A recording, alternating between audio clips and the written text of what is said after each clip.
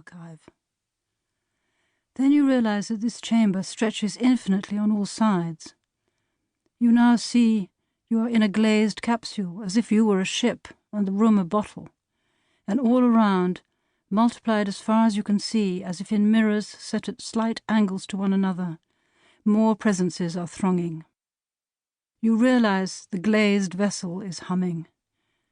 Those who have come through before you are passing on information to one another. It's a memory palace.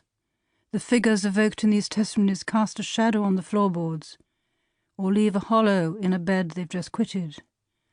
A door will close quietly. Footsteps begin to move away, as voices rise and fall from rooms on the other side of the glass.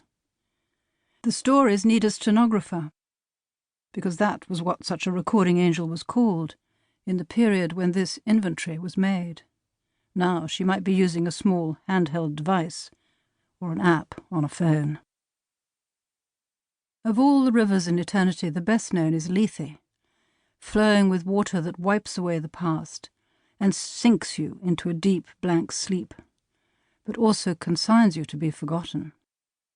Some of the dead are content with this, because forgetting what they were and what they did is soothing.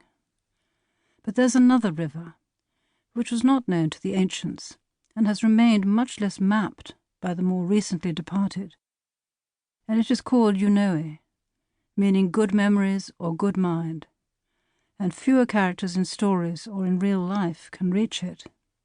The story you tell will prompt the angel who hears you to bathe you in one or the other. Neither is a punishment. It is a form of bliss to forget, and happiness follows bathing in Unoe, the waters of good memories.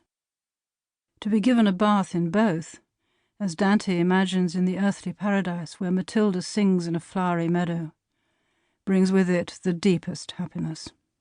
But you are unsettled, as when a dark, dry moth was once blown into your face through the wound-down window of a car, one hot night when you were driving to the country, and its wings got stuck to your lip.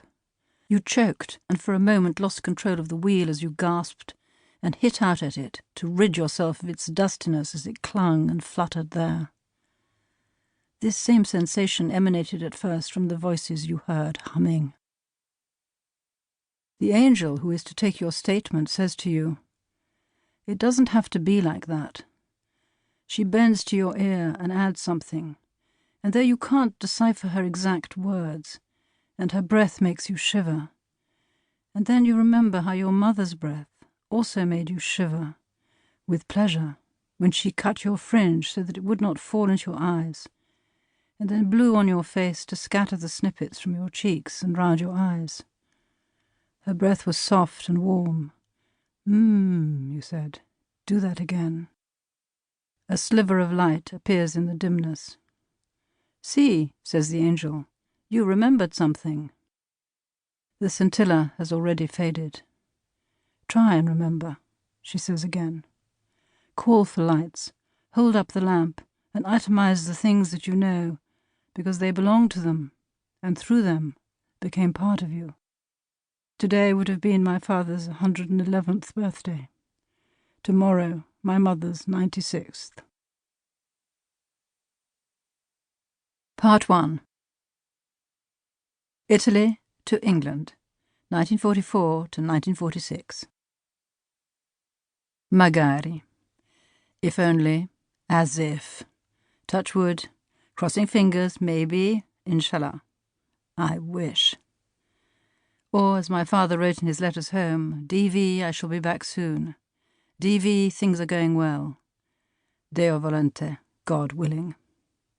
Magari turns up sprinkled here and there in the flow of Italian colloquial speech, especially in the south among Neapolitans and the region of former Magna Grecia, for it most likely derives from the Greek makarios, which means blessed, lucky.